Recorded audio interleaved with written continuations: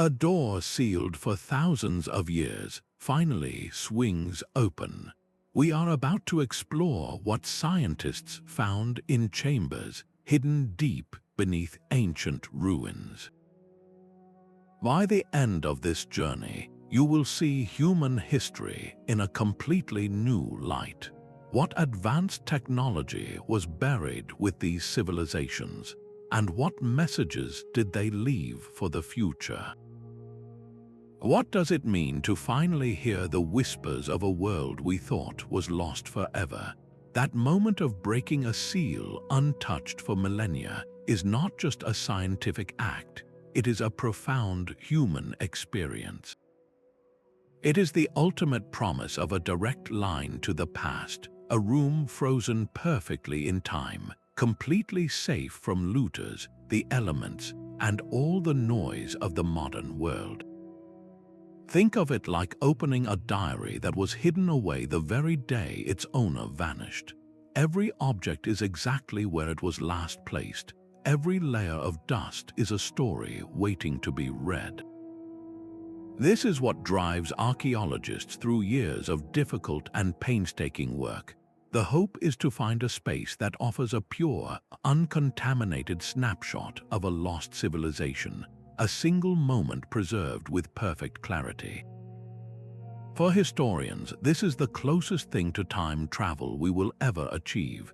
The air itself in such a chamber feels different, thick with the weight of silent centuries.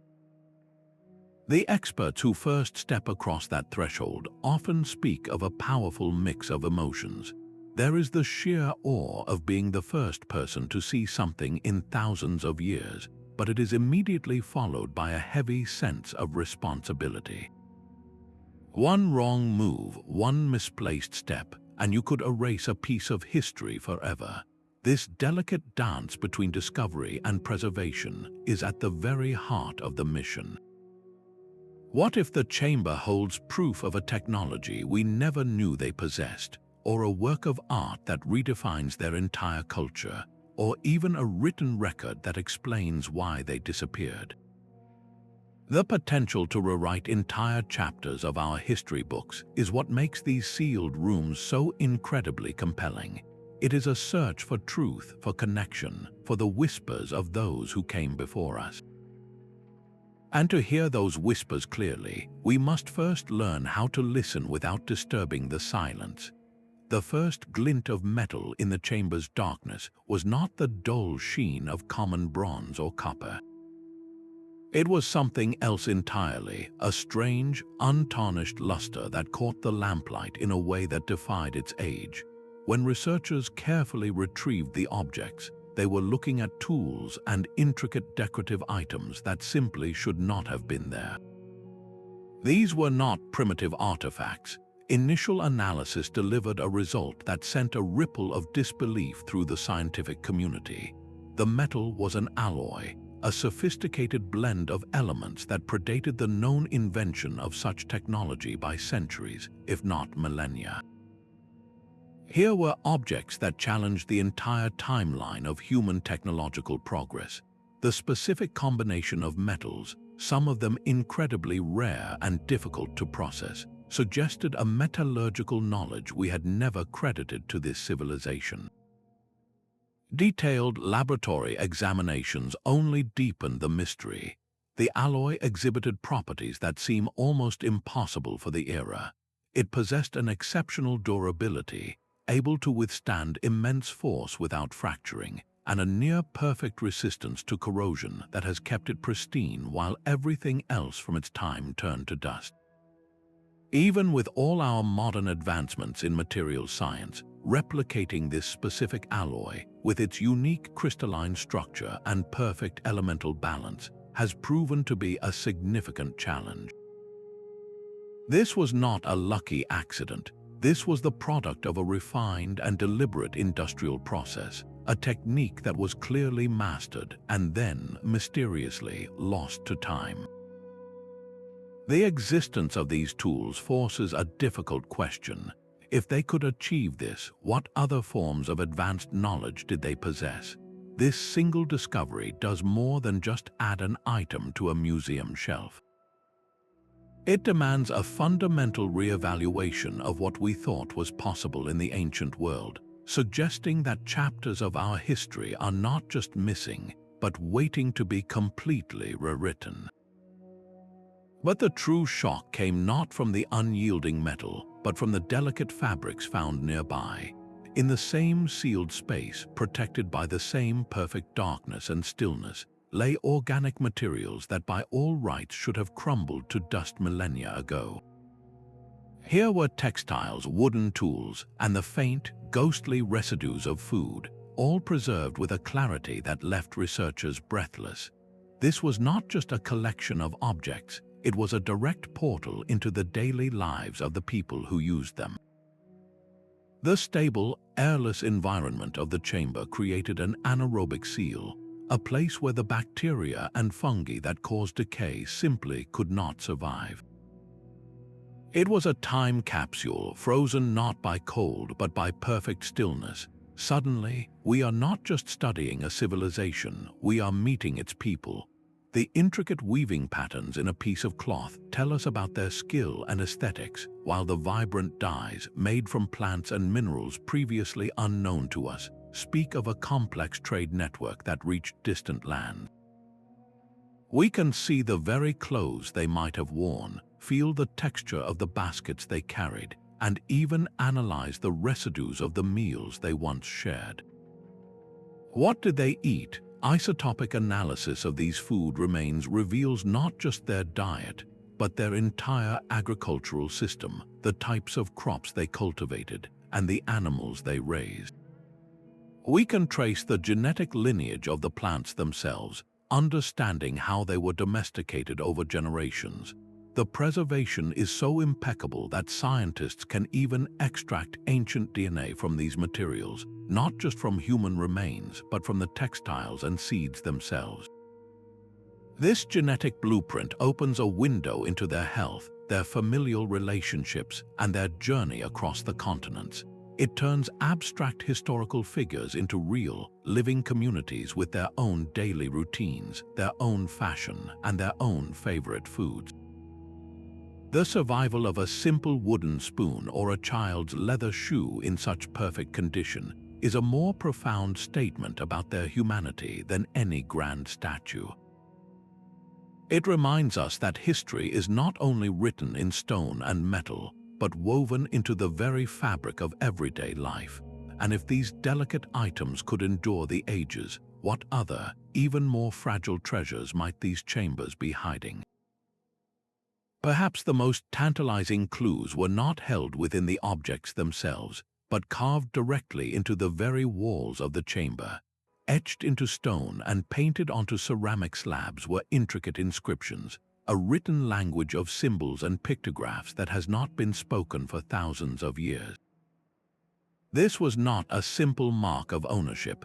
It was a complex script with rows of linear text and recurring symbolic motifs, a full system of communication waiting for a key.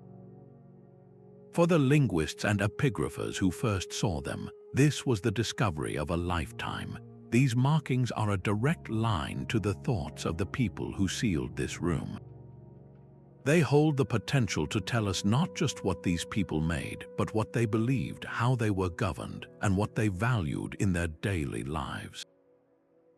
Deciphering even a single phrase could confirm if the advanced technology found nearby was a state secret or a common craft, or if the preserved food remains were for a ritual feast or a family meal. The process of decoding is painstaking, a monumental puzzle where every stroke and curve is a piece of evidence. Experts begin by looking for patterns, for repeated sequences that might represent common words or names.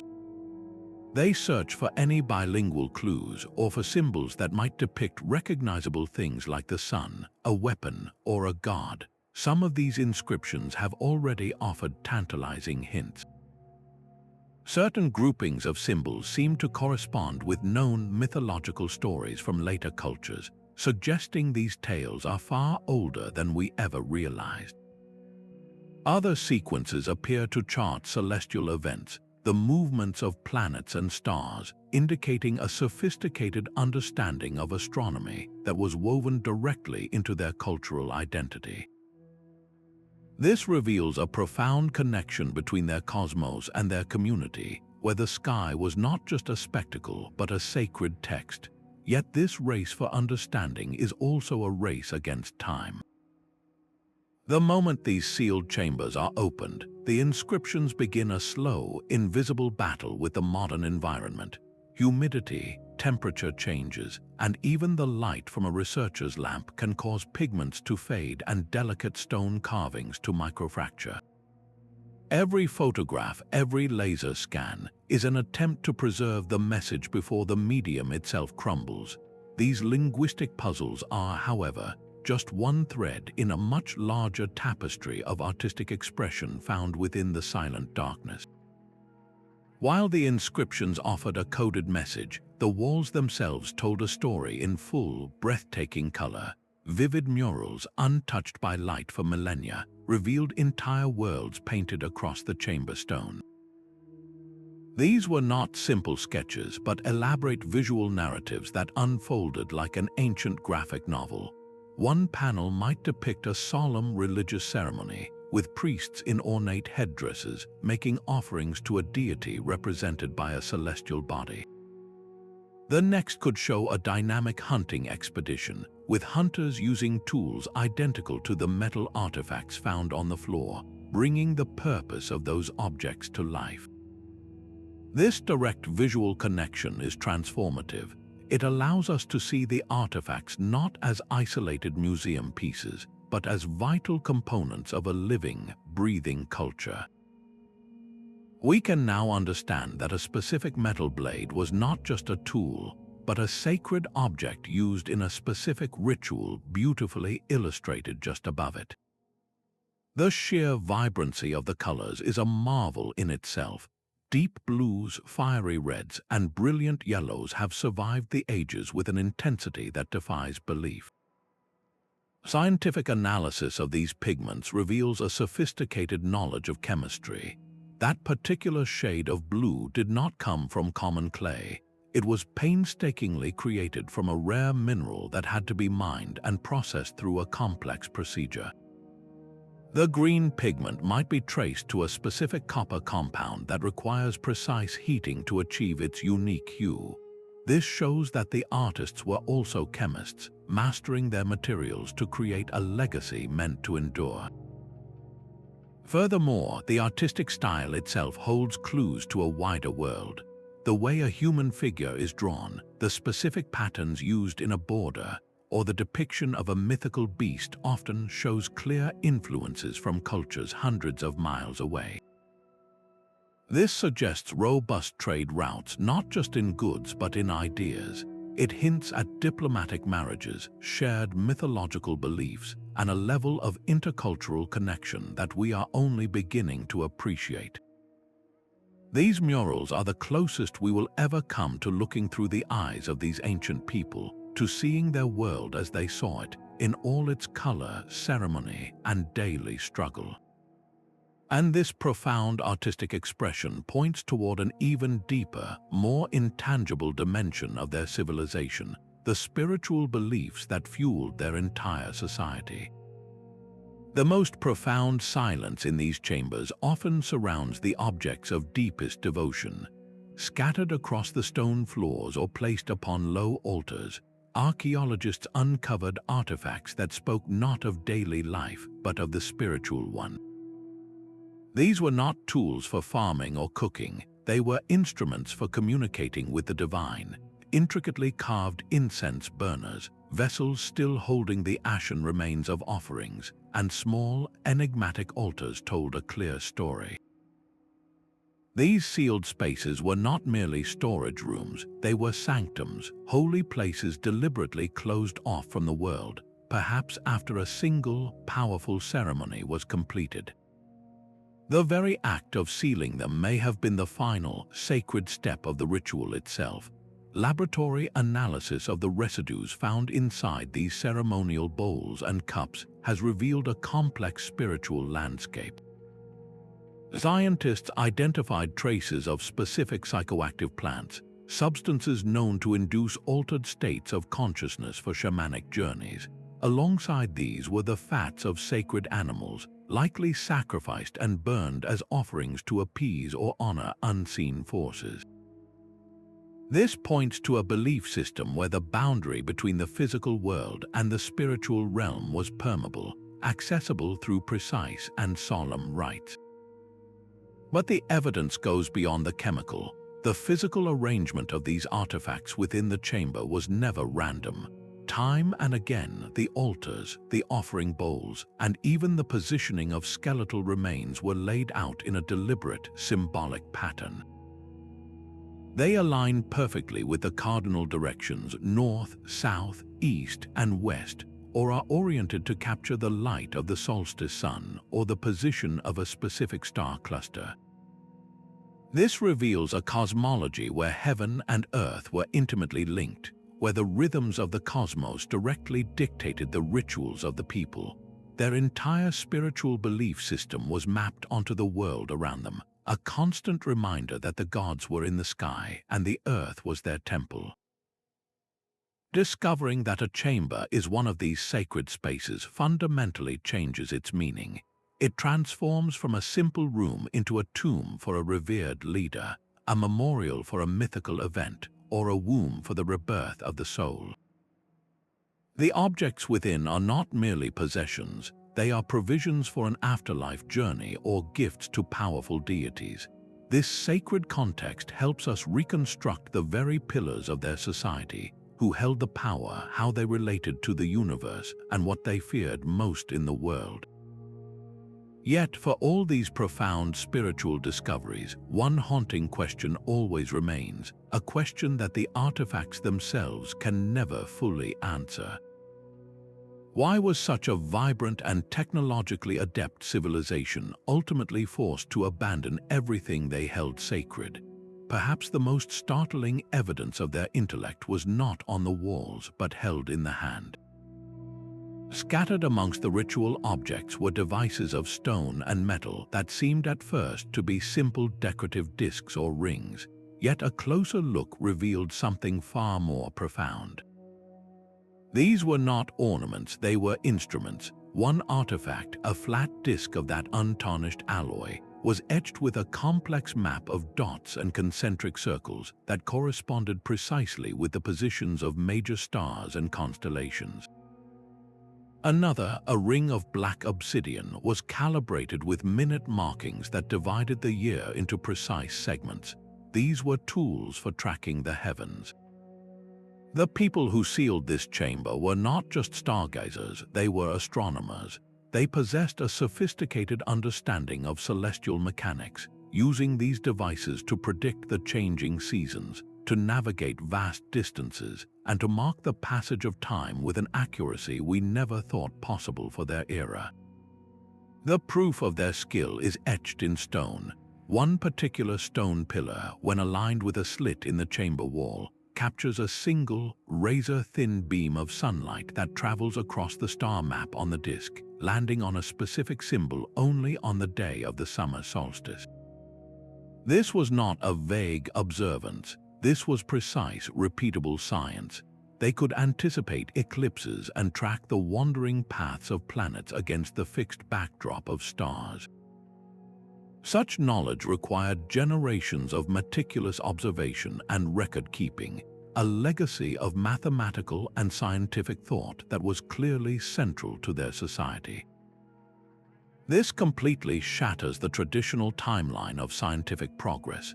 We have long believed that this level of advanced astronomy only emerged in civilizations like the Greeks or the Babylonians, yet here is clear, physical proof that it was achieved millennia earlier. The existence of these instruments forces us to ask a difficult question. How much of what we consider modern discovery is actually ancient knowledge, lost and then painfully rediscovered? These people looked to the sky not just for myth, but for meaning, for order, and for survival. Their entire world, from when to plant crops to when to hold their most sacred ceremonies, was guided by the silent, clockwork motion of the cosmos. This celestial connection suggests a civilization that was far more organized, far more intellectually curious, and far more advanced than we ever gave them credit for. And if they could chart the stars with such precision, what other secrets of the universe did they believe were written in the sky?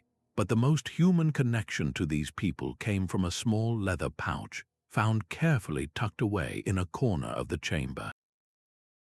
Inside were not jewels or gold, but a collection of dried leaves, seeds, and small, carved bone tools. This was a healer's kit, a portable pharmacy sealed for thousands of years. The contents of this bag, and others like it, reveal a society that did not simply suffer from illness, but actively fought against it with remarkable sophistication. Analysis of the plant residues found in ceramic containers and within these pouches has identified specific herbs known for their medicinal properties. There was willow bark, a natural source of the same compound used in aspirin for pain and fever relief. There were traces of poppy, offering evidence of early pain management. There were even antimicrobial molds carefully cultivated and stored, a primitive but effective form of antibiotic. These were not random experiments. This was a curated, systematic collection of natural remedies, a deep understanding of the healing power locked within the local flora. The tools found alongside these herbs confirm a knowledge that went beyond simple herbalism.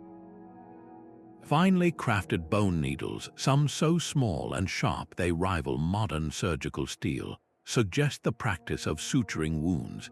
Delicate probes and spatulas, carved from obsidian and bronze, point to procedures for setting bones, removing foreign objects, or even early forms of surgery.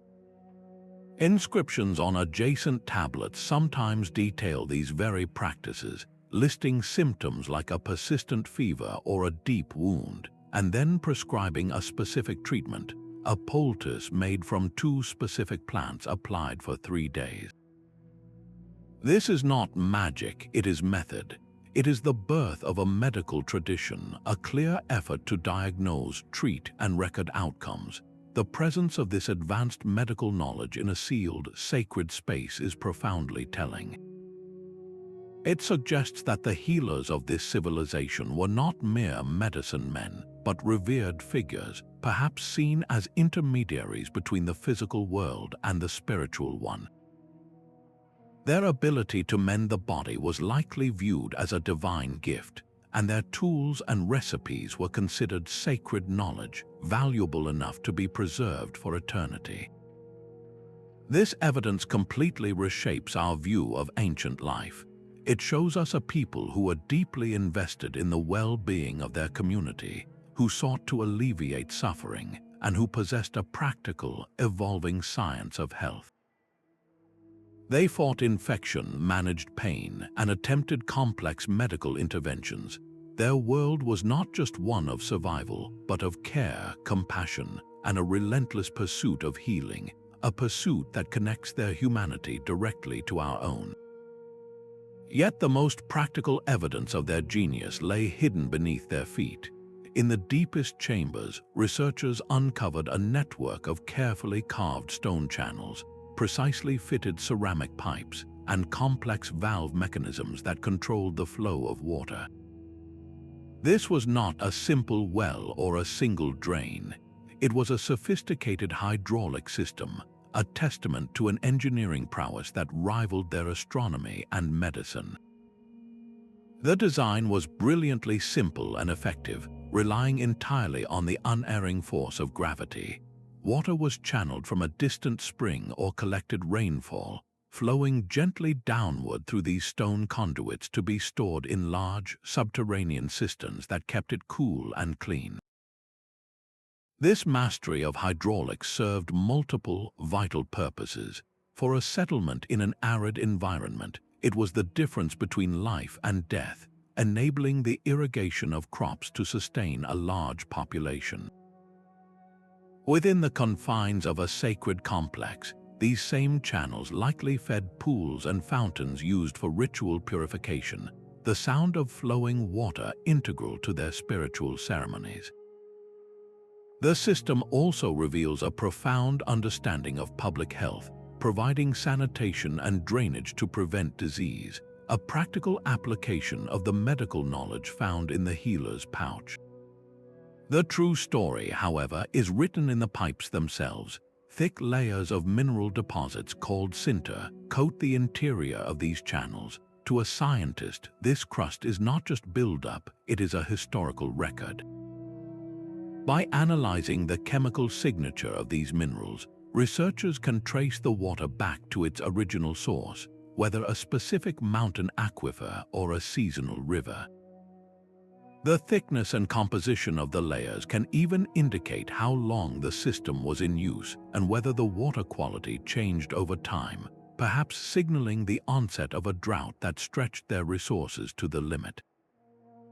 This ability to harness, control, and conserve water in a challenging landscape is one of the most definitive marks of an advanced civilization.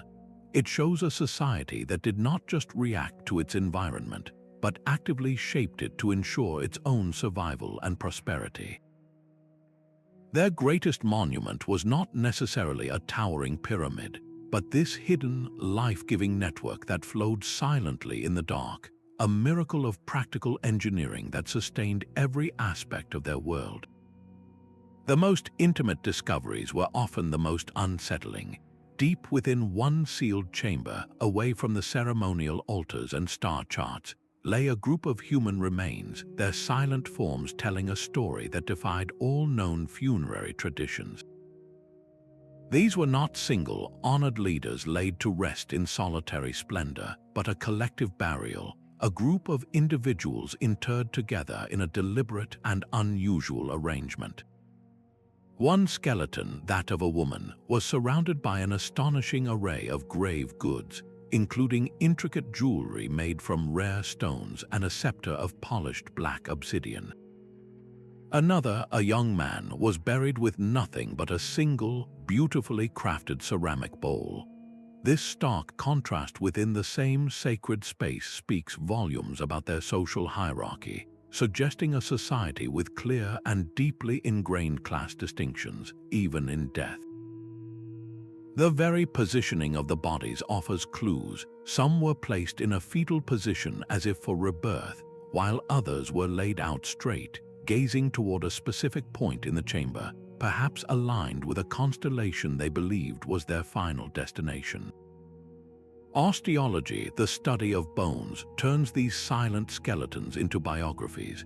By examining the wear on joints and the development of the skull, scientists can determine an individual's age at death and their biological sex. Dental analysis reveals a lifetime of diet, showing periods of famine or feast etched into the enamel. Healed fractures on a warrior's arm tell of a survived conflict, while the specific pitting on a skull can indicate a chronic disease or a specific type of anemia. We can see the physical toll of their daily labor in the spines of farmers and the robust arm bones of builders. In one poignant case, the remains of a child showed clear signs of a congenital illness, a condition the community likely cared for over many years, evidenced by the healer's herbs found buried nearby. This transforms abstract history into a deeply human story of struggle, resilience, and care. The artifacts buried with them are a direct window into their spiritual beliefs. A warrior buried with his spear and a plate of food offerings clearly expected to fight and feast in the next life. A woman interred with her weaving tools and prized necklaces suggests a belief that her status and skills would accompany her on her journey. This provisioning for the afterlife is a powerful statement of faith, a conviction that death was not an end, but a transition to another state of being. Yet, the greatest mysteries are often written in the DNA itself. Genetic analysis of these remains can trace familial lines, revealing if those buried together were a single family clan or a group of unrelated individuals bound by a shared purpose or fate. It can trace migration patterns across continents, showing the incredible journeys these people's ancestors undertook long before they sealed this final chamber. But for every question answered, a dozen more arise. Why were these specific people chosen to be sealed away for eternity together? Was this a royal family felled by a sudden plague, or a group of revered priests who chose to accompany their leader into the next world? The silence of the bones offers no easy answers, only a profound and haunting echo of lives lived in a world we are only just beginning to understand. These silent chambers held more than just tools and bones. They held the very clothes from their backs. In the deepest recesses, where the air had been still for millennia, archaeologists uncovered textiles of breathtaking complexity and beauty. Here were not just scraps of cloth, but complete garments, preserved with a clarity that feels almost miraculous. We can see the simple, sturdy tunic of a common laborer, woven for durability, lying beside the elaborate, multi-layered ceremonial robe of a high priestess, its threads whispering of a sacred occasion. This is a fashion show frozen in time, a direct window into the wardrobe of a lost world. The weaving techniques themselves are a revelation, employing intricate patterns and weaves that were completely undocumented in the historical record. Some fabrics display a dizzying complexity, with patterns woven directly into the cloth rather than simply embroidered on top, a technique that requires immense skill and a sophisticated loom. The very thread tells a story of resourcefulness and connection. Analysis of the fibers reveals a deep knowledge of the local environment, using the strong, resilient wool from a species of mountain goat long since extinct, and the soft, flexible fibers from a specific swamp plant. But they also used materials that could not have been grown locally, fibers from plants that only thrived in distant, warmer climates. This is undeniable proof of a vast and thriving trade network, where raw materials and finished goods traveled hundreds of miles, connecting cultures we never knew were in contact. The colors are perhaps the most stunning aspect. A simple tunic might be a humble, undyed beige, but a ceremonial robe explodes with color. Deep, rich crimsons made from crushing a specific desert insect, brilliant yellows extracted from a rare flower, and a particular shade of royal purple, famously difficult to produce, obtained from a certain sea snail. The fact that these organic dyes have retained their vibrancy after thousands of years is a testament to the dyer's art, a chemical mastery passed down through generations. These are not just clothes, they are statements. The pattern on a border might symbolize a specific family lineage, while the color of a sash could denote a person's rank or profession. A heavier, tightly woven fabric speaks of adaptation to a cold mountain climate, while a lighter, airier linen suggests life in a warmer river valley. To see these garments is to understand these people as individuals with a sense of style, status, and identity. The survival of a child's tiny sock, perfectly intact, is a more powerful connection to the past than any grand monument. It reminds us that this was a society of families, of daily life, of people who cared about how they presented themselves to the world. And if something as fragile as a woven robe could endure, what other fleeting moments of their lives were captured in this perfect, silent darkness? That tiny, perfectly preserved child's sock is more than just a garment, it is a passport. Its fibers, spun from a plant that grew only in a lush river valley 500 miles away, tell a story of incredible journeys. This was not an isolated find. Scattered throughout the chambers were objects that simply did not belong, items carved from stone, metal, and shell that could never have originated in the local soil. This is the 11th discovery, the undeniable evidence of vast trade networks that connected this civilization to a world far beyond its own borders.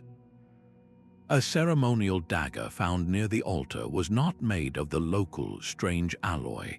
but of obsidian so pure and black it could only have come from a single, specific volcanic peak over 1,000 miles distant.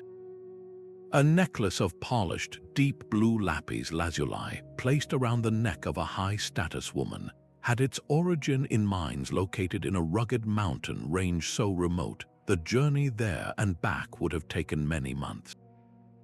These were not random trinkets picked up by a wandering merchant. These were deliberate, high-value imports, materials chosen for their rarity, their beauty, and their powerful symbolic meaning. The very presence of these items in a sealed, sacred chamber means they were considered precious enough to be taken into the afterlife, a testament to their immense worth and cultural significance. But the story of trade is not just written in the raw materials. Look closely at the craftsmanship. The obsidian dagger is carved in a style that is distinctly local, with the familiar swirling patterns of this culture, yet the stone itself is foreign. Conversely, a piece of gold jewelry made from local river gold is fashioned using a unique filigree technique that is a hallmark of a coastal civilization hundreds of miles to the south. This is not just an exchange of goods, it is a blending of ideas. Artisans were learning from one another, adopting new techniques and incorporating foreign artistic sensibilities into their own work. This cultural fusion is the signature of a deeply interconnected ancient world. These trade routes were the internet of their day, a sprawling web of pathways along which flowed not only exotic stones and metals, but also stories, religious beliefs, and technological breakthroughs. The knowledge of metallurgy that produced the chamber's strange alloy, or the astronomical principles etched onto the star disk, could have traveled these same routes. A new myth about a sky god depicted on a mural might have its origins in a tale told by a trader from a distant land. This evidence completely shatters the old image of ancient societies as isolated, inward-looking villages. It paints a picture of a dynamic, globalized world where cultures were in constant conversation, influencing each other's art, technology, and beliefs across staggering distances. The discovery of a single seashell from a faraway ocean, placed carefully in a desert tomb, speaks of a human drive to connect, to explore, and to bring a piece of the wider world home. Yet alongside these personal artifacts, the chamber held a vision of the world in miniature. Tucked away on a stone shelf were not more tools or textiles, but entire cities rendered in perfect, tiny detail. These were architectural models carved from clay and stone, depicting temples, houses, and complex fortifications with a staggering level of precision. One model shows a sprawling ceremonial center, complete with stepped pyramids, open plazas, and a network of canals, a perfect three-dimensional map of a place that once teemed with life. The purpose of these miniature worlds is a captivating puzzle. They may have been the ancient equivalent of architectural blueprints, used by master builders to plan and visualize a massive construction project before a single stone was set in place. A community leader could point to a tiny model of a proposed temple, discussing its orientation and scale with the artisans, making changes in clay before committing to the immense labor of quarrying and moving stone.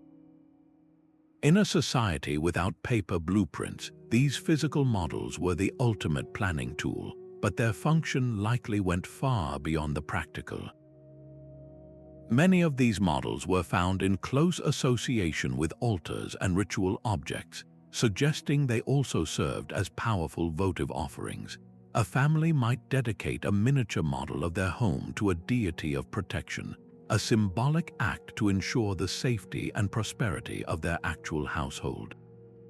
A model of an entire city presented in a sacred chamber could have been an offering to thank the gods for their favor or to seek their blessing for the entire community's future. The discovery that some of these miniature structures align perfectly with the foundations of actual ruins is a revelation. It means we are not just looking at idealized fantasies, we are holding the original plan for a city that was actually built. We can compare the model to the excavated remains and see how the builders adapted their vision to the realities of the landscape, or how closely they followed their divine or royal instructions. This gives us an unprecedented window into their urban planning and engineering principles. We can see how they designed for water drainage, how they positioned buildings to capture the breeze, and how they organized their society with distinct areas for craft workshops, elite residences, and public spaces. These tiny, silent models speak volumes about a culture that saw its built environment as a sacred reflection of cosmic order, a place where every street and every wall held a deeper meaning. The silence of the sealed chamber was not always silent. Among the final artifacts to be carefully lifted from the dust were objects that spoke of a world filled with sound. Delicate flutes carved from the wing bones of large birds, ceramic drums with skins long since desiccated, and the elegant, curved frame of a lyre, its gut strings vanished but its shape perfectly preserved. These were not mere noisemakers, they were sophisticated instruments, each one a key to a lost auditory culture, a world where music was woven into the very fabric of existence. The construction of a simple bone flute reveals a deep understanding of acoustic physics. The precise placement of the finger holes was not random. It was mathematically calculated to produce a specific scale, a sequence of notes that would have been pleasing and familiar to their ears. By creating exact replicas of these instruments, modern musicians can breathe life back into them, producing sequences of tones and melodies that have not been heard for thousands of years. The sound is often haunting, a minor pentatonic scale that feels both ancient and emotionally immediate, a direct auditory line to the people who once danced to its rhythm. The instruments themselves are artworks. A ceremonial drum might be painted with a scene of a mythological hunt, its imagery coming to life with every beat. A lyre's sound box could be carved into the shape of a sacred animal, its music perhaps believed to be the creature's own voice. This tells us that music was not just for entertainment, it was a core component of ritual and storytelling. The beat of a drum could mimic a heartbeat during a healing ceremony, or simulate thunder to call upon a rain god. The melody of a flute might guide the soul of the deceased to the afterlife or accompany the recitation of an epic poem about the deeds of their ancestors. The very presence of these instruments in a sealed, sacred space confirms that sound was considered a powerful, tangible force. It could bridge the gap between the human and the divine, unite a community in shared experience, and encode complex cultural knowledge into memorable songs. To hear a recreated melody from one of these flutes is to hear more than just notes. It is to hear the echo of a celebration, a lament, or a prayer. This auditory legacy reminds us that history is not just something we see, it is something we can finally, after millennia of silence, begin to hear. The final clue to their daily existence was not found in gold or ceremonial art, but in the humble, life-giving grains sealed inside simple clay pots. These were not random scraps but vast, organized stores of food, deliberately protected from the elements and from time itself. Within these ceramic vessels, researchers found a treasure trove of desiccated seeds, legumes, and dried fruits, a perfect snapshot of an ancient pantry frozen in a single moment. This is the 14th discovery, a direct line to the dinner tables of a lost world. The variety is astonishing. There are baskets filled with a primitive form of wheat, its grains smaller and tougher than what we know today. There are clay jars packed with several different types of beans, lentils, and even a species of potato that has long since gone extinct in the wild. This collection reveals a sophisticated understanding of nutrition. a deliberate effort to cultivate a balanced diet capable of sustaining a large population through different seasons. The very act of storing such a surplus on this scale is a hallmark of an advanced and organized society. They were not living hand to mouth, they were planning for the future, for times of drought or famine, with the foresight of experienced farmers. The distinction between different storage areas tells a powerful story of social hierarchy. In one section of the chamber, sealed with an ornate clay lid, were delicate containers of dried figs, honey, and a rare, fragrant spice that must have been imported from a great distance. This was the food of the elite. In a separate, more utilitarian storeroom were massive ceramic vats holding the common staples, the barley and dried fish that would have fed the laborers and artisans.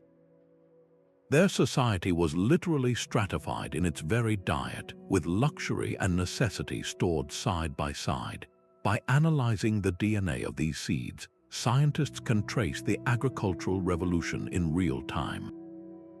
They can see the genetic markers of domestication, how these people selectively bred wild grasses over generations to produce larger grains and more reliable harvests. The residues left on grinding stones and cooking pots can even be chemically analyzed to reconstruct actual recipes. We can learn that they made a flatbread from a mixture of grains, that they stewed their meat with specific herbs, and that they fermented a type of drink from honey and fruit. This is more than just a list of ingredients, it is the ghost of a shared meal. This incredible preservation is a testament to their ingenuity. The way they sealed these jars, often with a layer of clay and then a plug of animal fat, created an airtight environment that kept out moisture and insects just as effectively as a modern vacuum seal. Their survival speaks of a profound, practical intelligence applied to the most fundamental human need. The success of their entire civilization, its art, its astronomy, and its medicine, was all built upon this foundation, upon the security of a full granary. But not every object in the chamber offered an immediate answer. Scattered amongst the familiar tools were implements of a truly baffling nature. These were the 15th discovery, a collection of artifacts whose purpose remains a stubborn mystery. Their shapes are unique, sometimes elegant and sometimes brutally practical, carved from stone cast in that strange alloy or meticulously shaped from bone. They do not fit any known category. One object might be a polished stone rod with a series of precise, spiral grooves cut along its length. Another could be a crescent-shaped blade of obsidian, too fragile for cutting yet showing signs of deliberate wear. A third might be a complex assembly of bronze rings and hooks that seems to have no practical mechanical function. These are the artifacts that keep archaeologists awake at night. Were they used for a specialized craft that has since vanished from human memory, a technique for weaving a particular kind of fabric or working a type of wood we no longer use? Could they have been implements for a specific daily task, something so common to their lives that it required no explanation, yet is completely alien to us? Or were they tools for the spirit, objects used in rituals to manipulate unseen forces, their strange forms representing cosmic principles or mythological beings? To solve these puzzles, researchers turn to experimental archaeology. This is a process of educated trial and error. Craftspeople create exact replicas of these mysterious objects and then test them in every conceivable way. They might try the grooved stone rod as a tool for straightening arrow shafts or for rolling cordage. They might use the crescent blade to scrape hides or to harvest a particular type of grain. Sometimes the function reveals itself beautifully. A strange, hooked bone tool, once thought to be a decorative hairpin, is found to be perfect for creating the complex knots found in the preserved textiles. A set of stone weights and a calibrated cord, previously a mystery, are discovered to be an ancient surveyor's kit, capable of laying out the perfect right angles seen in their architecture. Each solved mystery adds a new skill to our understanding of this people. The sheer diversity of these tools paints a picture of a highly specialized society. There were not just farmers and warriors, but expert weavers, master woodworkers, skilled leather tanners, and precise surveyors. This range of occupations points to a complex economy where individuals could dedicate their lives to a single craft, refining their techniques over a lifetime and passing that knowledge to the next generation. The technological innovation embedded in a single, well-made tool can be profound. That grooved stone rod is not just a stick, it is a machine for applying consistent pressure. That set of bronze rings is not just metal, it is a precise measuring device. Their practical knowledge was vast, accumulated through centuries of problem-solving and observation. Yet for every tool whose purpose we deduce, several more remain enigmas, silent challenges to our assumptions. These unexplained objects are a vital reminder that our understanding of the past is never complete. They encourage a continuous re-evaluation, a humility in the face of a civilization whose daily rhythms and deepest secrets are still, piece by piece, coming to light. The most profound conversations were often etched onto tablets of wet clay, alongside the grand wall inscriptions, tucked into protective stone boxes. Archaeologists uncovered the true paperwork of the civilization. These were not monumental carvings meant for gods and kings, but practical records pressed into portable clay tablets, inked onto fragile scrolls of papyrus, and even scribbled on carefully prepared leather. Here were the tax receipts, the temple inventory lists, and the legal contracts that governed daily life.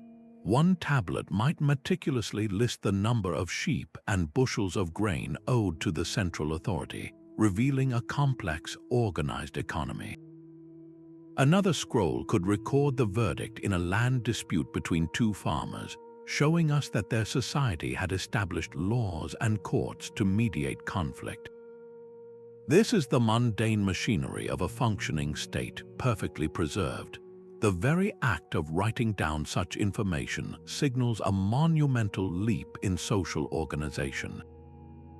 It moves a society from memory and oral tradition to a system of permanent record-keeping, enabling the administration of larger populations and more complex projects.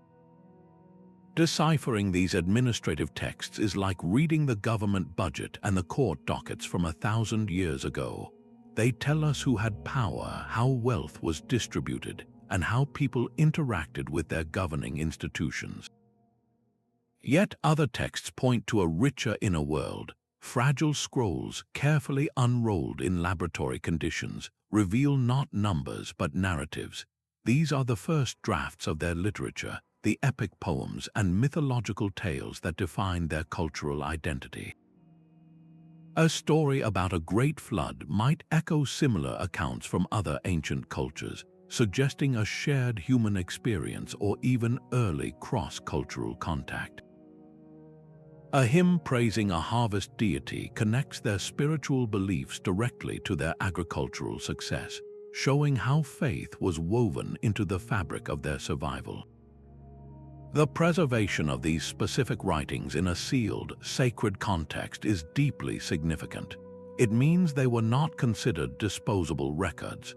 These tablets and scrolls were deemed valuable enough, sacred enough, to be protected for eternity. They were the core documents of their identity, the foundational stories, and the legal frameworks they believed were worth carrying into the future. Each time a linguist deciphers a new symbol, a new word, it is like a voice breaking through a wall of silence. We are not just translating words, we are recovering their laws, their economy, their dreams, and their fears. These linguistic treasures are the final, essential pieces that allow the silent artifacts around them to speak, transforming a collection of objects into a chorus of a once living community. The most dramatic presence in the chamber was not a tool or a text, but a silent, watching face. Elaborate ritual masks carved from wood and inlaid with shell and polished stone stared out from the darkness, their expressions frozen in a permanent state of awe or command. Beside them lay the remnants of full ceremonial costumes, cloaks of woven feathers and headdresses that reached for the ceiling, all preserved with a fragility that defies their age. These were not mere decorations, they were instruments of transformation. In the flickering torchlight of a sacred ceremony, a priest or a chosen dancer would don this attire, ceasing to be an ordinary person and becoming a god, an ancestral spirit, or a mythical creature from the dawn of time. The community watching this transformation would not see their neighbor, they would see the divine made manifest, a powerful being walking among them. The designs of these masks are a direct window into their cosmology. A mask might combine the features of a jaguar, a serpent, and a human, symbolizing a belief in the unity of the earthly, the underworld, and the celestial realms. Another could be adorned with a complex mosaic of geometric patterns, each spiral and triangle representing a specific star or a force of nature. These were not random artistic choices, they were a visual language of belief, mapping the entire universe onto a single, wearable face. The materials themselves tell a story of reverence and resourcefulness. The bright green feathers of a tropical bird sewn onto a cape had to be traded from a distant rainforest. The shimmering iridescence of a beetle's wing used for the eyes of a mask would have captured the firelight in an unnerving, supernatural way. Every element was chosen for its symbolic power and its ability to create a specific, awe-inspiring effect. Even the subtle wear patterns on these artifacts speak volumes. The smooth, polished interior of a particular mask, worn down by countless applications of ritual paint and the sweat of many wearers, suggests it was used frequently in major public festivals. The deep grooves on the handle of a ceremonial staff, shaped by a specific grip, indicate it was passed down through generations of ritual specialists. This physical evidence allows us to reconstruct the rhythm of their spiritual life, understanding which ceremonies were central to the entire community and which were the guarded secrets of a select few. To see one of these masks is to understand that their spirituality was not a quiet, private meditation. It was a communal drama, a visceral performance where the boundary between the human and the holy was deliberately blurred. The echo of the drums and the chants may have faded, but the silent power of these transformative objects remains, a testament to the universal human need to wear a different face and touch the world of the gods. Yet the most hopeful whispers from the chamber came from its smallest inhabitants. Tucked away in a corner, shielded by a large ceramic jar, was a collection of artifacts that spoke not of gods or kings, but of children. A small hand-modeled clay animal, perhaps a sheep or a dog, its shape smoothed by the grip of tiny fingers, a set of polished stone gaming pieces, arranged as if a game had been paused mid-play. These were not discarded trifles, they were the cherished possessions of the young, deliberately placed in this sacred space. Their presence here is profoundly moving, a clear statement that childhood itself was valued, and that the community's hopes for the future were invested in its youngest members.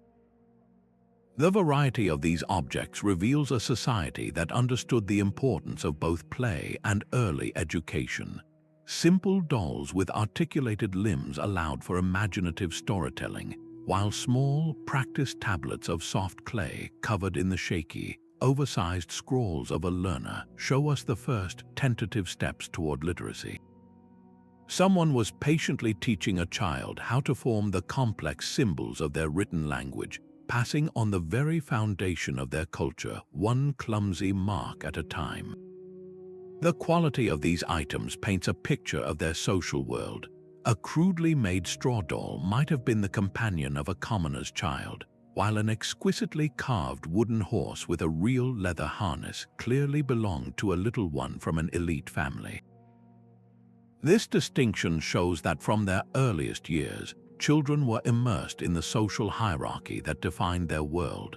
Yet, the very existence of toys for children of all classes confirms a universal recognition of a distinct stage of life dedicated to growth, learning, and imagination. Finding these personal items in a sealed chamber transforms our understanding of the space's purpose.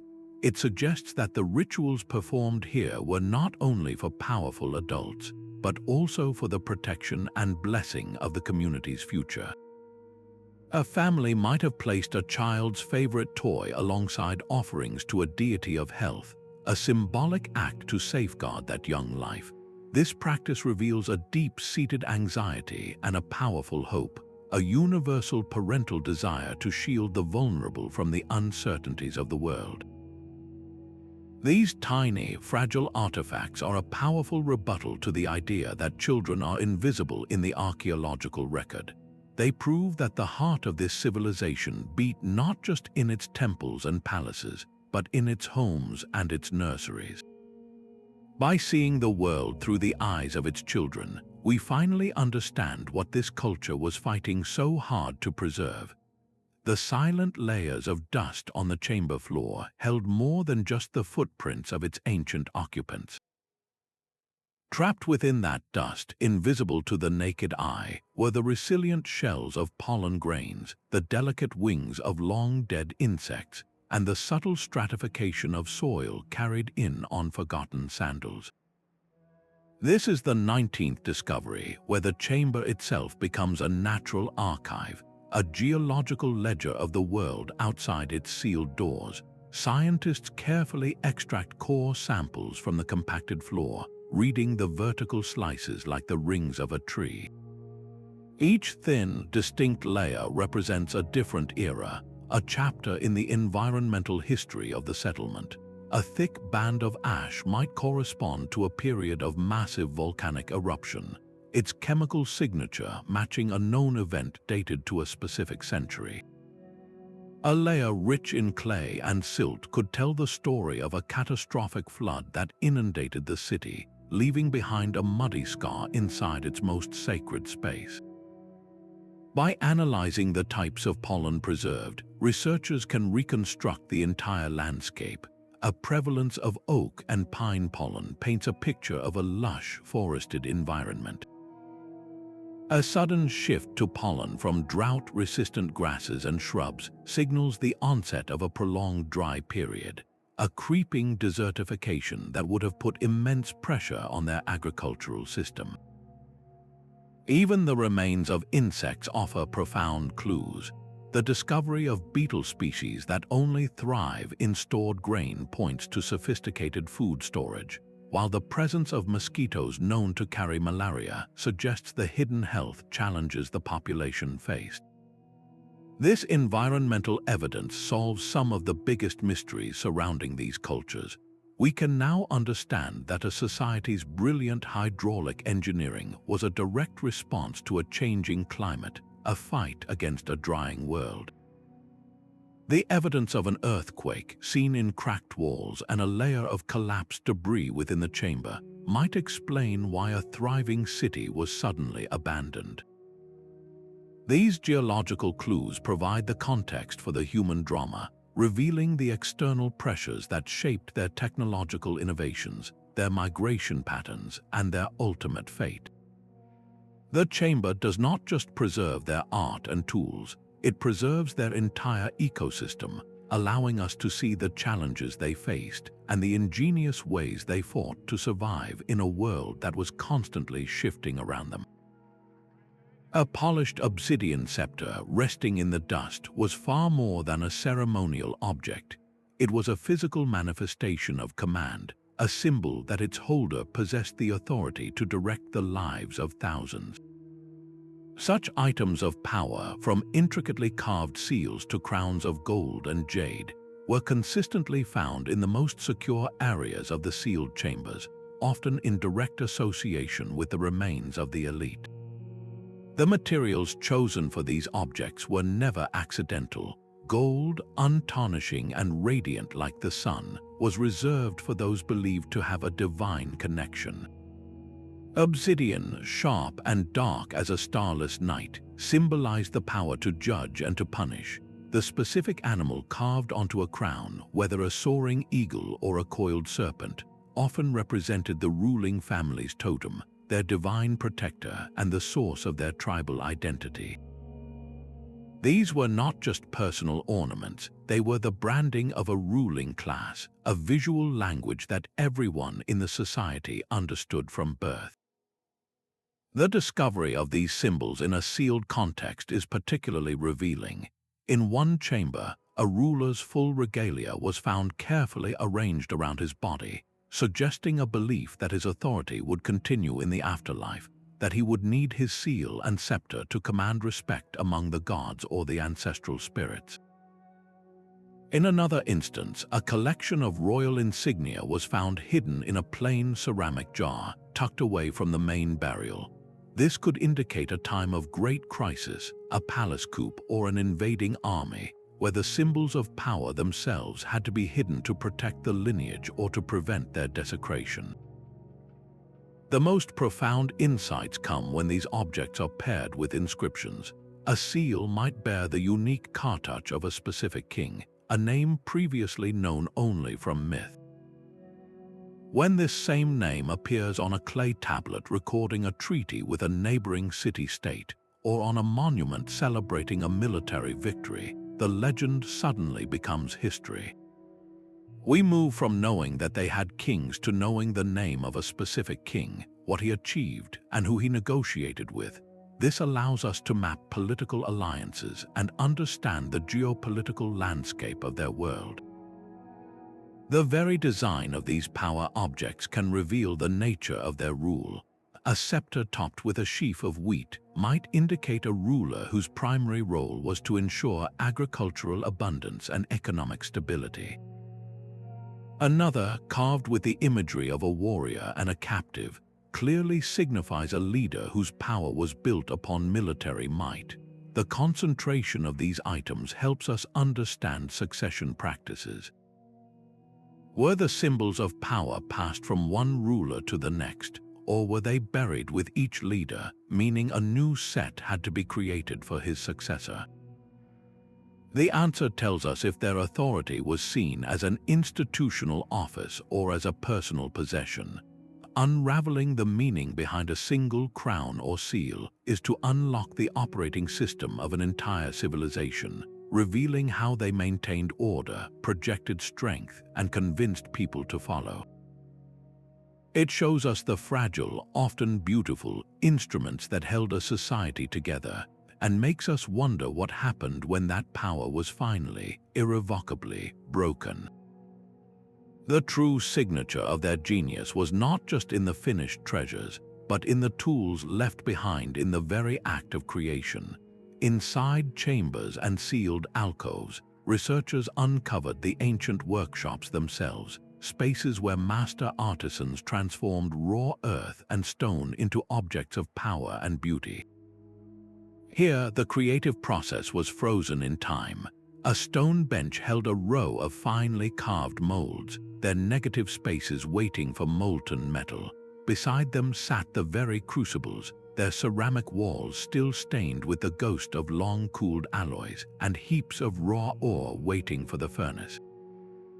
Most telling of all were the unfinished pieces, a ceremonial dagger half-polished, a clay figurine with its details only lightly sketched in by a stylus. These are the half-finished thoughts of the artists, allowing us to see their work not as a sudden miracle, but as a deliberate, step-by-step journey from a raw lump of material to a sacred object. The techniques preserved here were remarkably advanced. Intricate molds for delicate jewelry reveal the mastery of the lost wax casting technique, a complex process where a wax model is sculpted, encased in clay, and then melted away to leave a perfect cavity for metal.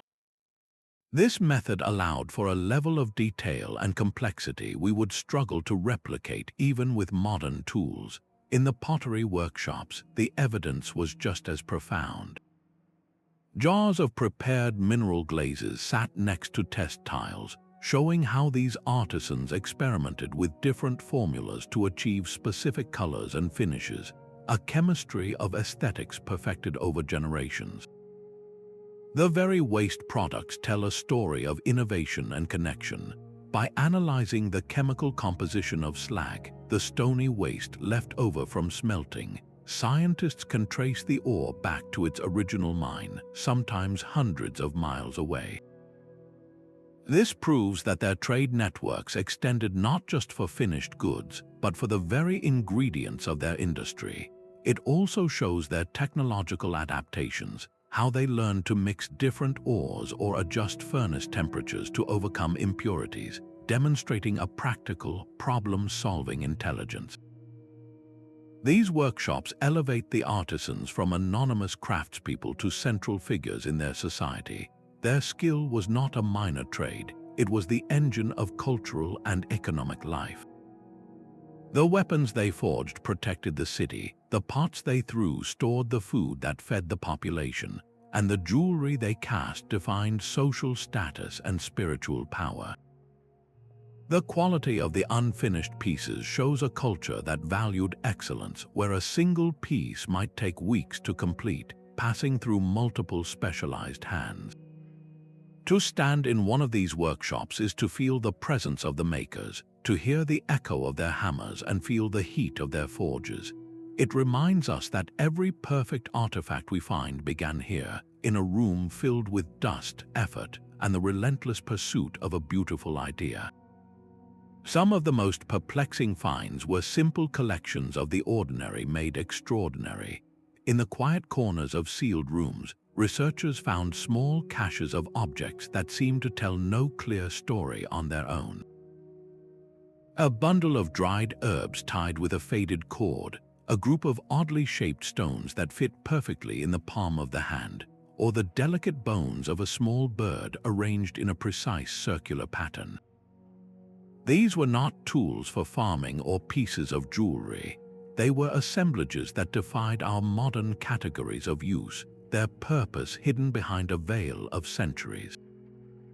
The very act of gathering and sealing these specific items together was clearly deliberate, a message in a language we have forgotten how to read. To understand them, archaeologists often look to the living traditions of indigenous and traditional cultures around the world. A bundle of certain herbs and stones, for example, might closely resemble a healer's medicine pouch used for cleansing rituals or to ward off illness. The patterned arrangement of bones could mirror divination kits used in some societies to read the future or interpret the will of the spirits. A group of unusually shaped stones, all showing signs of being handled and carried, might have been personal talismans, each one representing a different aspect of a prayer or a protective charm. The meaning is not in any single object, but in their specific combination and placement. A herb known for its purifying smoke might be found alongside a stone with a natural hole in it, an item often considered a window to the other world in many cultures. This suggests a ritual where smoke was used to carry a vision or a prayer through that symbolic portal. The intentionality is profound. These were not random keepsakes tossed into a corner. They were carefully composed toolkits for interacting with the unseen forces of their universe. Each cache was a physical recipe for a spiritual or medicinal practice, a set of ingredients required to produce a specific outcome, whether that was healing a sick child, ensuring a successful hunt, or protecting a home from malevolent energies. This reveals a world view where the material and the spiritual were seamlessly intertwined, where a common stone could be a vessel for immense power. The enduring mystery of these caches is a vital reminder of the limits of our understanding. We can develop educated hypotheses, we can draw parallels, but we may never know the exact incantation spoken over the bird bones or the specific ailment the bundled herbs were meant to cure. These quiet collections challenge our need for clear answers.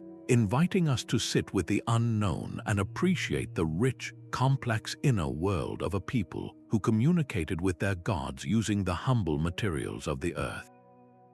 The final proof of their world was written not in stone but in water, in chambers sealed near ancient riverbanks and forgotten coastlines. The artifacts tell a story of a civilization that looked to the currents for its survival and its wealth.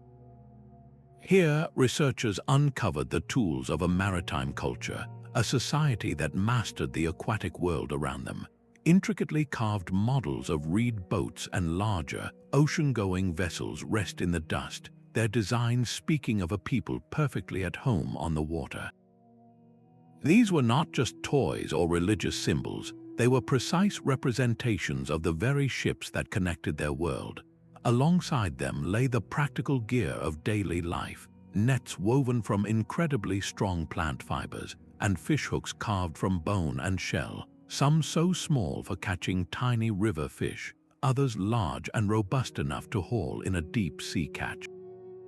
This was a culture that did not just live near the water, they lived with it, and because of it, the evidence of their diet confirms this intimate relationship.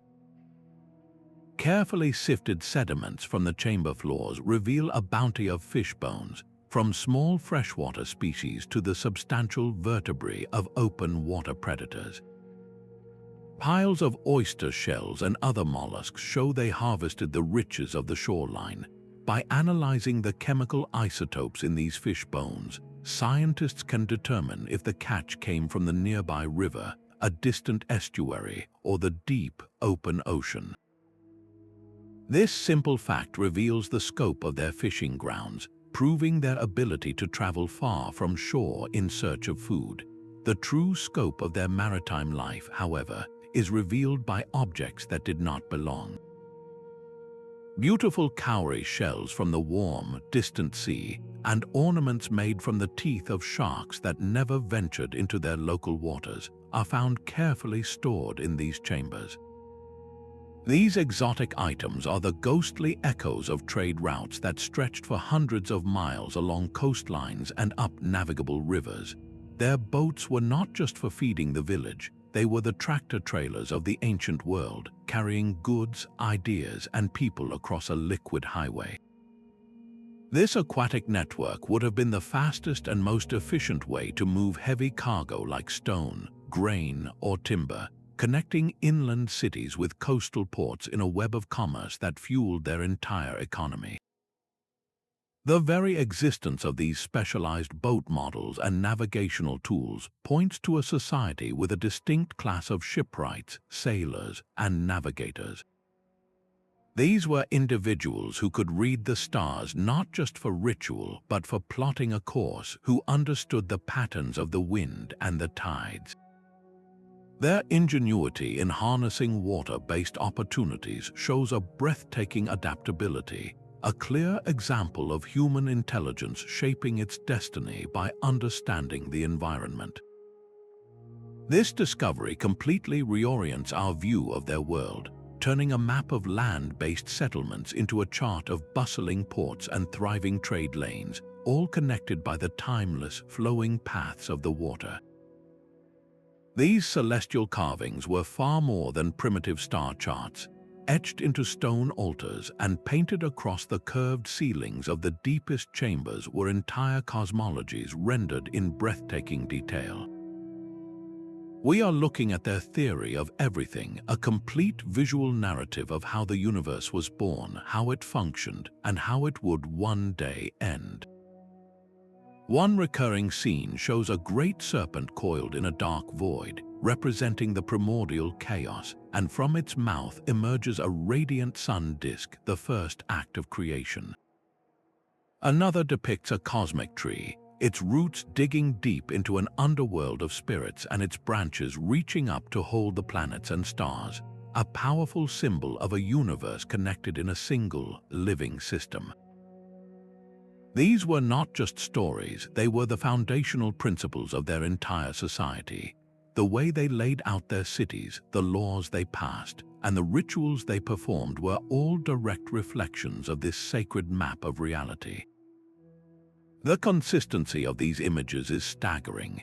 In a chamber sealed 1,000 years earlier and another 500 miles away, we find the same cosmic serpent, the same world tree, the same story of gods battling on a celestial plane to bring order from chaos. This does not just indicate shared stories, it points to a deeply unified cultural identity, a common philosophical heritage that bound these people together across vast distances and centuries. The hybrid creatures that so often appear, beings that are part human, part jaguar, and part bird, are not monsters from fantasy. They are symbolic representations of the fundamental forces of nature. A jaguar-headed god might embody the untamed power of the jungle, while a bird-serpent hybrid could represent the essential connection between the earth and the sky. These composite beings were a way of explaining the complex, often contradictory, forces that govern their world, from the fertility of the soil to the fury of a storm. By studying the narrative sequences, we can reconstruct their entire moral framework. A frieze showing a deity rewarding a humble farmer for his offerings while punishing a greedy chief for his arrogance clearly lays out a divine code of ethics. It teaches that the gods value humility and hard work over wealth and power, a lesson that would have been reinforced in every public ceremony. This is how they answered the great questions. Where did we come from? Why does the sun rise? What happens when we die? Their answers were carved in stone, providing comfort, order, and meaning in a world that was often unpredictable and harsh. To understand these cosmological representations is to finally hear the philosophical voice of a civilization, to grasp the profound intellectual and spiritual world that gave purpose to every object from the healer's herb to the king's scepter. Yet even the most peaceful society must sometimes prepare for war. In the deep stillness of other chambers, a different kind of treasure was laid to rest. Here, the artifact spoke not of life, but of its defense and, at times, its violent end. Stacked against the walls were shields of hardened leather and wood, their surfaces painted with fierce, protective symbols. Beside them lay swords and spear points forged from that same mysterious, untarnished alloy, their edges still sharp enough to cut, a silent testament to the skill of the metalworkers and the grim purpose of their craft. These were not ceremonial props. The condition of these objects tells a clear and often brutal story. A shield bearing a deep, unrepaired gash from an axe, a sword hilt notched from parrying another blade, a helmet dented by a powerful blow. These are the scars of real combat. They are the physical evidence of conflicts that were once desperately fought, of battles where the survival of the community hung in the balance. The way these items were stored is equally revealing. In one chamber, weapons were meticulously arranged in racks, oiled and ready for use, as if awaiting retrieval for a future defense. In another, they were found piled hastily in a corner, some still caked with ancient soil, suggesting they were hidden in a moment of imminent danger, perhaps never to be reclaimed by their owners. This careful storage in a sacred, sealed space underscores their immense value. Weapons of such advanced metallurgy were not easily replaced. They represented a significant investment of resources and skill, assets far too crucial to be left to chance in a time of crisis. Fortifying this evidence are the inscriptions found nearby. Where earlier texts spoke of harvests and hymns, these carvings record the names of enemy chieftains, the dates of great battles, and the terms of fragile peace treaties. One stone slab might depict a schematic of the city's defensive walls, highlighting new reinforcements built in response to a specific siege. Another might list the tribute, the payment of goods and precious metals, demanded by a rival power to avoid conflict. These are not myths, they are historical documents, providing names, dates, and political contexts that transform vague notions of ancient warfare into a specific, documented timeline of struggle and diplomacy.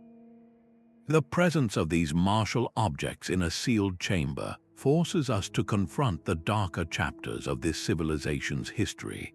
It shows us a people who were not only astronomers and artists, but also warriors and strategists, a society that knew periods of peace and prosperity, but also times of fear, conflict, and the constant need to protect all they had built.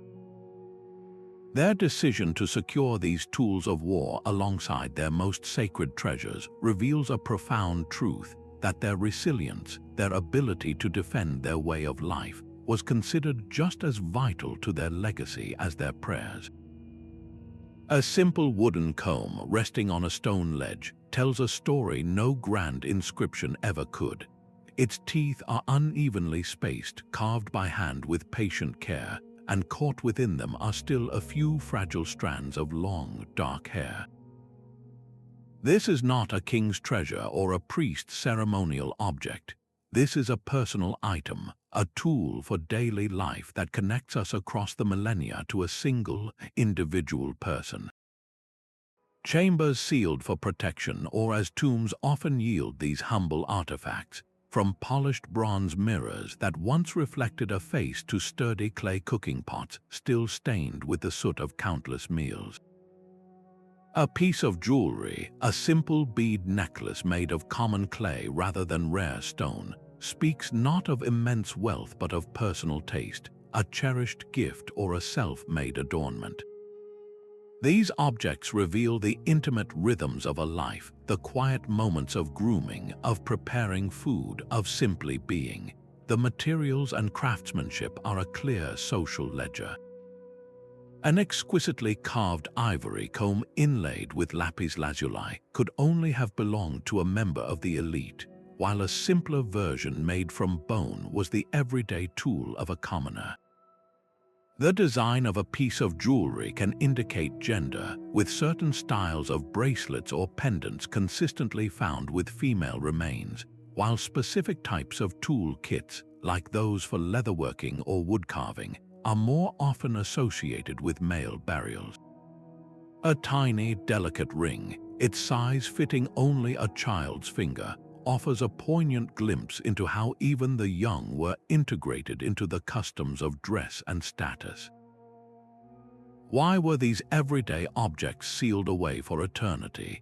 In many cases, they were treasured possessions, items so intimately connected to the owner that they were deemed essential for the journey into the afterlife.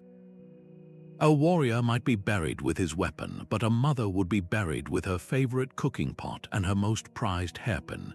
In other instances, these collections suggest a different story, one of sudden crisis. A stash of personal valuables hidden hastily in a niche and then sealed points to a people hoping to return for their belongings after a threat had passed, a hope that was never fulfilled. This is the profound power of the mundane. It reminds us that history is not a monolithic tale of empires and monuments, but a tapestry woven from countless individual stories, each with its own small joys, its personal cares, and its private vanities. To hold that comb is to feel the ghost of its owner's hand, and to realize that the silence of the chamber is not empty, but filled with the echoes of lives once lived in full color. The quiet companionship of these ancient people is etched into the very bones they left behind.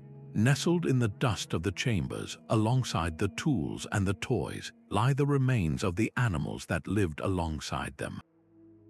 These are not the bones of wild game hunted in the forest, but the skeletons of domesticated cattle, sheep, and goats, their forms shaped by generations of selective breeding. The subtle differences in their bone structure compared to their wild ancestors tell a clear story of control and dependency. These animals were shorter, sturdier, built to be managed and to produce a reliable yield of meat, milk, and wool. Their presence is the foundation of the entire civilization, the walking, breathing engine of its agricultural economy. But the story is far richer than mere utility. In one corner, the small, carefully buried skeleton of a dog was found, its head resting on its paws as if in sleep. This was not a source of food, but a companion, a guardian of the home, a partner in the hunt whose loyalty was valued enough to be granted a respectful burial. The evidence of their daily care is written in the artifacts, from simple ceramic bowls that served as water dishes to intricate leather leashes and collars adorned with carved bone beads. The relationship was clearly one of deep mutual integration. The true nature of this bond, however, is often revealed in the details of the bones themselves. Analysis of butchery marks on cattle ribs shows precise, consistent cuts, indicating skilled slaughter and standardized food preparation, likely for community-wide distribution. On the other hand, the skeletal remains of a sheep found near an altar show no such marks, its bones intact and arranged in a ritualistic pattern, suggesting it was a sacred offering, its life given not for sustenance but for divine favor. The wear patterns on the leg bones of a draft animal tell a story of a lifetime of labor, of pulling plows and turning grinding stones, its body a testament to the immense physical work that built their world. This complex web of relationships is beautifully illustrated in the chamber art. A vibrant mural might show a shepherd gently leading his flock, a scene of pastoral tranquility. Yet on the opposite wall, a more solemn fresco depicts a priest leading a magnificent bull adorned with flowers toward a stone altar, its symbolic power as a vessel for the gods just as important as its physical strength. Some animals were clearly seen as protectors, stone carvings of dogs flanking a doorway, or regal cats depicted sitting at the feet of a ruler. The very act of domesticating these creatures transformed human society, providing a stable food supply that allowed for specialization, for the growth of cities, and for the very arts and sciences we have been uncovering. It was a partnership forged in mutual need, a silent contract between species that shaped the destiny of both, and its echoes can still be felt in the quiet bones sealed for millennia. The very walls of these chambers are a testament to their builders' genius, holding secrets in their stone and mortar. Beyond the artifacts they protect, the structures themselves are marvels of ancient engineering and design. Some rooms were constructed with hidden passages, narrow corridors concealed behind false walls that connected sacred spaces, allowing priests or leaders to move unseen during important rituals. Others possess uncanny acoustic properties, where a single whisper at one end of the hall can be heard with perfect clarity at the other, a feature that would have transformed chants and prayers into an immersive, otherworldly experience. The most profound designs, however, are written in sunlight. The main doorways and specific window-like slots are precisely aligned to capture the rays of the solstice sun or the rising of a key star, illuminating a carved symbol on the back wall for only a few minutes each year. This was architecture as a cosmic clock, a permanent physical link between the earth and the heavens. These features were never accidental. A room designed with perfect echoes was meant for communal chanting, to unify voices into a single powerful sound.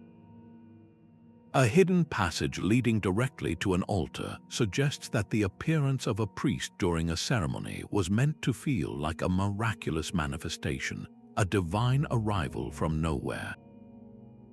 The choice of a corbelled vault where stones are layered inward until they meet at the peak was not just a way to create a roof. It formed a symbolic gateway, a mountain peak pointing toward the sky, turning the entire chamber into a miniature model of the universe.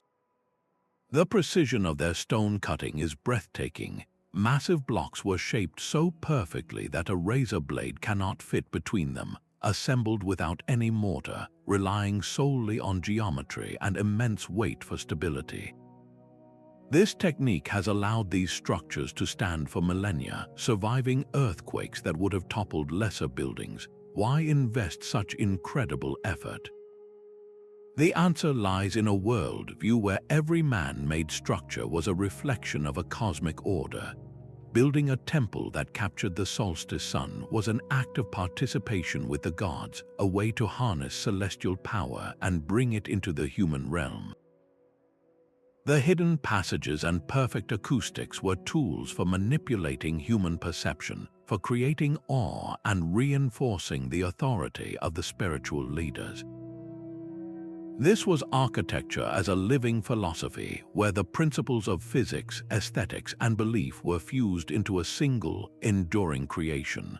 The silent, empty chamber is not empty at all. It is a complex instrument designed for a purpose, and its very design is the loudest artifact of all. The deepest chambers revealed the source of their power, not in temples or palaces, but in the raw, unrefined earth. Among the final artifacts to be catalogued were the brutal, practical tools of the miner, heavy stone picks with handles worn smooth by countless hands, and simple clay lamps blackened by soot, designed to burn for hours in airless tunnels. These were not the possessions of kings, but the implements of a laboring class, the men and women who ventured into the darkness to extract the very materials that built their world. The presence of these humble items in a sealed, sacred space is deeply telling. It suggests that the act of extraction itself, the hard-won struggle against the rock, was considered a vital, almost sacred contribution to the community's survival. Alongside the tools were the materials they sought, rough chunks of unprocessed ore, their unique chemical signatures acting as a geological fingerprint. By analyzing these ores, scientists can perform a kind of Stone Age detective work, tracing the copper back to a specific mountain valley or the tin to a distant riverbed. This simple act of tracing redraws our map of the ancient world, revealing a web of supply lines and trade routes that connected remote mines to bustling workshops and, ultimately, to the glorious artifacts we find in the tombs. The very organization of this labor speaks volumes about their society. The discovery of standardized toolkits with identical picks and lamps issued to workers points to a centralized authority, a state-sponsored mining operation that directed and supplied its laborers. This was not a haphazard gathering of independent prospectors. It was an organized industry, complete with foremen, engineers, and a complex logistics chain for moving tons of rock and ore. The economic priorities of the civilization are written in the stone they left behind. A chamber filled with high-quality flint for tool making, but containing very little decorative stone, tells us that this society prioritized practical survival over lavish display. Conversely, the sealed storage of rare minerals like cinnabar, valued for its brilliant red pigment, or lapis lazuli, reveals that the elite maintained a tight, controlled monopoly over the most prestigious resources, using them to reinforce their status and power.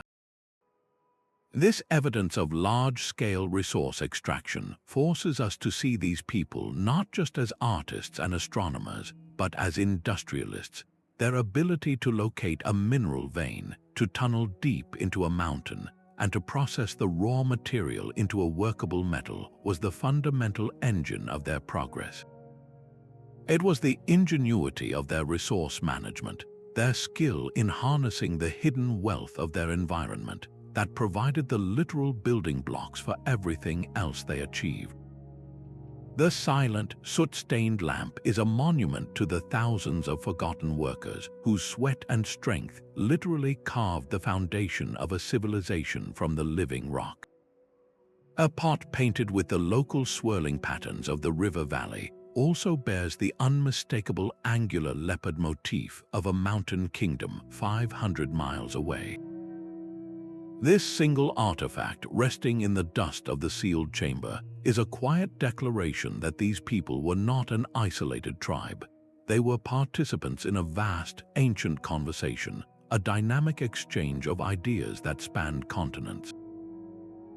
This is the 30th discovery, the profound evidence of cultural hybridity. where foreign influences were not rejected but were eagerly absorbed and reinvented into something uniquely their own. We see it in the subtle details of craftsmanship, a piece of jewelry that uses the local preference for gold but employs a delicate filigree technique invented by coastal metalworkers. A ceremonial mask might combine the local sacred animal with the specific feather arrangement reserved for royalty in a distant desert culture.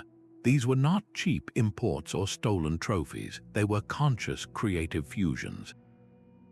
The artisans were taking something foreign and beautiful and making it their own, weaving threads from across the known world into the fabric of their own identity. This cultural borrowing extended far beyond art. Inscriptions found on clay tablets sometimes mix the local script with loanwords from a completely different language family, suggesting that traders or envoys lived among them long enough to leave a permanent mark on their bureaucracy. A mural depicting a creation myth might feature a central character from a neighboring civilization's pantheon, now reinterpreted and given a new role in the local story. This reveals a society that was intellectually curious and spiritually flexible, willing to listen to the stories of outsiders and find a place for them within their own understanding of the universe. The reasons for this blending are as varied as the artifacts themselves. Sometimes it was the result of peaceful trade, where ideas traveled along the same routes as spices and precious stones. At other times, it might signal a political marriage between royal families, uniting two cultures in a single court. It could even point to the migration of entire communities, who brought their traditions with them and slowly integrated them into their new homeland. This evidence completely dismantles the old-fashioned idea of ancient cultures as pure, isolated entities developing in a vacuum. Instead, we see a world in constant, vibrant motion, a network of interconnected societies influencing each other's art, religion, technology, and daily life. The sealed chamber does not preserve a snapshot of one culture, but a collage of many, a testament to the timeless human impulse to connect, to share, and to create something new from the meeting of different worlds. The sheer number of oversized serving bowls and drinking cups points to a crowd. These were not the personal possessions of a single elite family, but a communal stockpile of vessels, all designed for sharing food and drink on a massive scale. Tucked away with them were carefully folded decorative banners, their faded colors still hinting at the spectacle they once created, and stacks of identical ceramic masks, suggesting coordinated performances involving dozens, if not hundreds, of participants.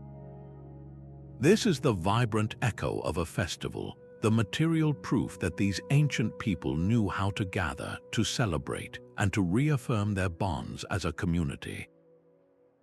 The variety in the artifacts is a direct window into the social tapestry of these events. Alongside the finely painted plates used for ritual offerings were simple, undecorated clay cups, the kind that would have been passed among the common folk. This tells us that these were not exclusive ceremonies for the priesthood and nobility alone. These were public, inclusive affairs where the entire society, from the highest official to the most humble laborer, came together to partake in a shared experience. Inscriptions found on stone markers near these caches often confirm this, explicitly listing the provisions allotted to different districts of the city or to visiting delegations from allied towns. The purpose of these grand gatherings was deeply woven into the rhythm of their lives. Some inscriptions clearly link a specific festival to the planting of the maize or the harvesting of the grapes, a communal prayer for fertility and abundance made tangible through shared feasting. Other texts describe ceremonies commemorating a great military victory or the ascension of a new ruler, events that serve to unite the people under a common history and a shared identity. The discovery of specialized artifacts, like massive drums meant to be heard across a great plaza or intricate costumes designed for public procession, reveals how these events were meticulously staged to create awe and reinforce social values. The energy implied by these finds is transformative. It pulls us away from the silent, solitary tomb and places us into a bustling, noisy, colorful world alive with music, the smell of roasting meat, and the sight of dancers moving in unison under a bright sun. This was the engine of their cultural continuity, the mechanism through which stories were passed down, loyalties were strengthened, and a collective identity was forged. It reminds us that the strength of this civilization was not found only in its sealed chambers, but in its vibrant, crowded, and joyful public squares. A single chamber held a collection that felt less like an accidental storage space and more like a deliberate message. The artifacts within were not a random assortment of daily life, but a curated selection, a portfolio of an entire civilization intentionally sealed away.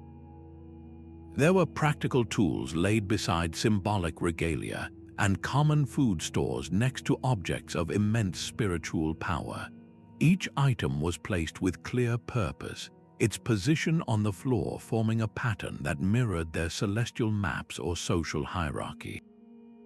This was no abandoned room, it was a time capsule, a gift wrapped in stone and left for an audience they could only imagine.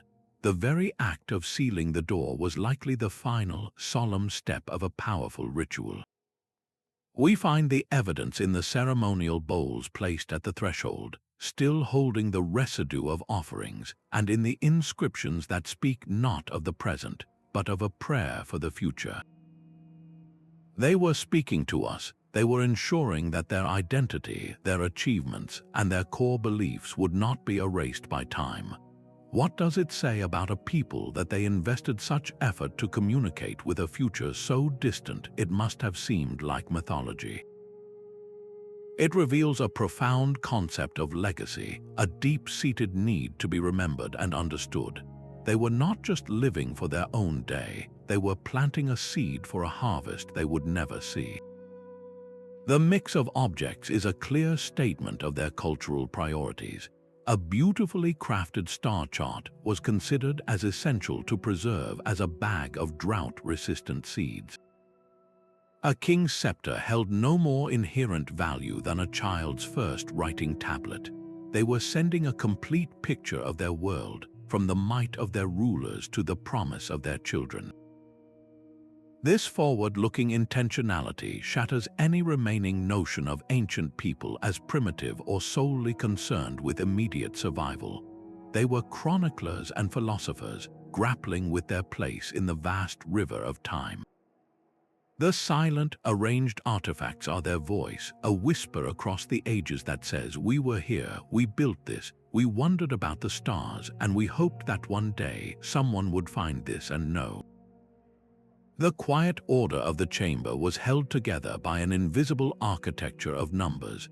Tucked away in a simple clay box were artifacts that revealed the intellectual scaffolding of this entire civilization, a collection of carefully shaped stones, carved bones, and marked clay tokens. These were not decorative items, they were counting tools, the physical representation of an abstract world of mathematics. Some tokens were simple spheres, representing single units, while others were carved into cones or cylinders to signify larger amounts, perhaps tens or hundreds. This was a concrete system for managing the immense complexity of their economy, for counting the bushels of grain in the storerooms, the heads of livestock in the royal herds, and the days between celestial events. The transition from these physical tokens to the very first written numerals is etched onto clay tablets nearby, where a series of wedge-shaped marks perfectly mirror the shapes of the tokens they once pressed into wet clay. This was the moment their mathematics became permanent, moving from a tool for immediate accounting to a recorded language for history and prediction. The sophistication of their system is breathtaking. They did not merely count, they calculated. Inscriptions on administrative tablets show them using multiplication to determine the acreage of fields and division to allocate rations for large work crews. They understood fractions essential for fair trade, measuring out portions of precious spices or metals with exacting precision. The evidence suggests they even grasped fundamental geometric principles, using standardized units of length marked on elegant rods of polished wood to plan their cities and temples. The true testament to their genius, however, lies in the tools of their master builders. A set of perfectly matched stone cubes, each one an identical weight, allowed for fair trade in gold and spices across vast distances.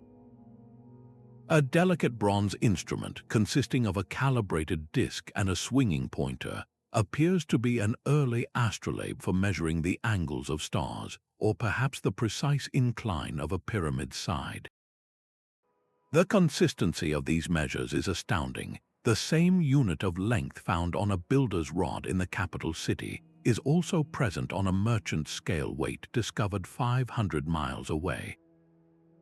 This points to a central authority that standardized measurement, imposing a universal language of quantity across the entire realm to ensure stability in commerce and accuracy in construction. This mathematical framework was the silent engine of their society. It was the reason their buildings stood for millennia, their granaries could feed thousands, and their astronomers could predict the turning of the seasons. The drive to quantify the world, to find order in the chaos of nature, is a universal human impulse, but the level of refinement they achieved forces us to redraw the map of intellectual history. We must now ask how much of our own mathematical heritage is built upon a foundation laid by these forgotten pioneers, a legacy of numbers and measures sealed in darkness, waiting for the light of a new age to understand its true significance. The silent dust of these chambers now speaks through the hum of modern machines. Today, the delicate work of understanding these sealed spaces is a fusion of ancient discovery and cutting-edge science, where we learn more from a single grain of pollen than past generations could from an entire artifact.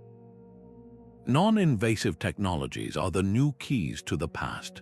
High-resolution three-dimensional laser scanners map every crack and contour of a chamber without a single brush disturbing the dust, creating a perfect digital twin that can be explored for centuries to come.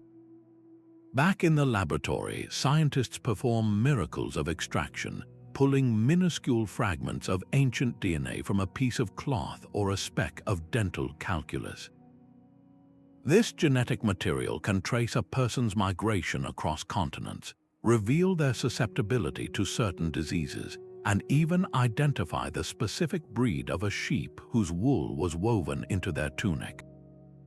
Isotopic analysis of bones and teeth acts as a dietary time machine, showing not just what a person ate, but where they lived as children versus where they died, tracing their life's journey in the very chemistry of their skeleton. This incredible precision forces a difficult and vital ethical debate within the scientific community. The moment a seal is broken, the clock of decay begins ticking. Is our thirst for knowledge worth the irreversible damage we cause by simply letting in the modern air? Should some chambers remain sealed, preserving their perfect silence for future generations who may possess even more delicate tools? This tension between discovery and preservation is the new frontier of archaeology. It is no longer just about what we can find, but about what we should leave untouched. Each answered question inevitably spawns a dozen new ones, a virtuous cycle that drives relentless innovation. The ongoing study of these spaces is a profound collaboration across time, a conversation where ancient whispers are finally heard through the amplifier of modern intellect. This dynamic partnership promises that the final chapter on these lost civilizations is far from written, with revelations still waiting in the silent dark. The true treasure of these sealed chambers is not found in any single artifact, but in the profound human story they collectively tell. We have journeyed together through these silent spaces, uncovering a breathtaking tapestry of ingenuity, faith, and resilience that fundamentally challenges our long-held assumptions about the ancient world. It is a narrative woven from the resilience of advanced alloys and the delicate threads of a child's sock, from the precise calculations of astronomers and the hopeful provisions for an afterlife. Each object, from the king's scepter to the farmer's plow, adds an essential piece to the grand puzzle of our shared history, revealing a past of stunning complexity and vibrant life. These discoveries do more than just illuminate lost worlds. They hold up a mirror to our own. They invite us to reflect on our own place in the long, unbroken arc of human development, connecting our modern drive for innovation to their ancient mastery of metal and our search for meaning to their celestial rituals. Let these revelations inspire you to look deeper into the mysteries that surround us, whether in the pages of history, the frontiers of science, or the forgotten stories of your own community. If this exploration has sparked a flame of curiosity within you, consider joining us for more journeys into the unknown. We would love to hear which discovery amazed you most in the comments below. The silent secrets waiting beneath the ruins are a timeless reminder that there is always more to learn, and that every sealed door, whether made of stone or of assumption, holds the potential to change our understanding of the world